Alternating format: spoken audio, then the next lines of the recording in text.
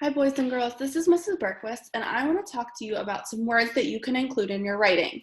So in Packet 3, you're writing an informational piece about an animal that you're researching. So that's including facts that you learned or maybe some information that you've already known.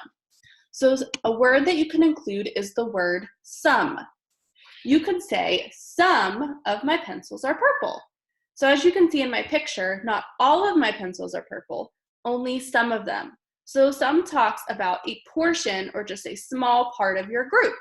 So if you're talking about a group of cows, you could say some of my cows are black and some of my cows are black and white. So it's not about all of the animals in the group.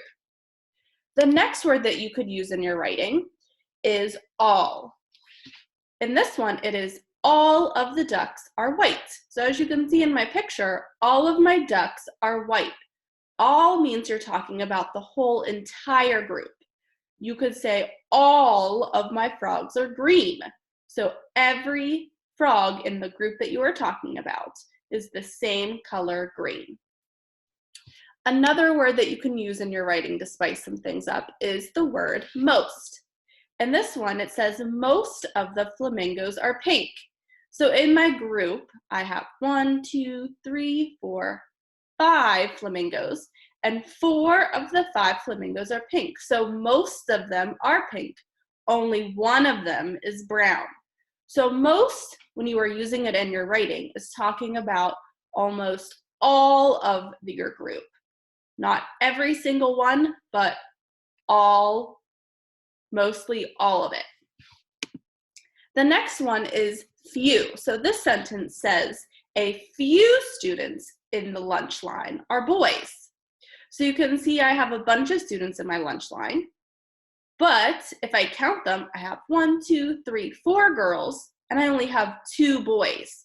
So few means a smaller number. So I have a smaller number of boys and a larger number of girls. So a few of them are boys. So a few, when you use it in your writing, is talking about just a little portion of your group. Not all of it, not most of it, but just a tiny portion, just like I only have 2 boys in my lunch line. The next one is many. In this sentence, it says many of the dogs are sitting. So as you can see, I have 4 dogs in my picture, but 3 of them are sitting and 1 is standing. So I could use the word many. In your writing, you might use the word most or many because they mean about the same thing. Many is more than one or almost all of the group. So many of my dogs are sitting and only one of them is standing.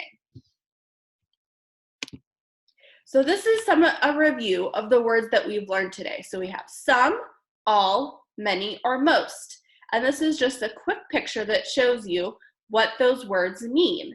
So some, remember, is just a portion of your group. All is the whole entire group that you're talking about. Many is most of them, but not all of them. And most is almost the same thing as many.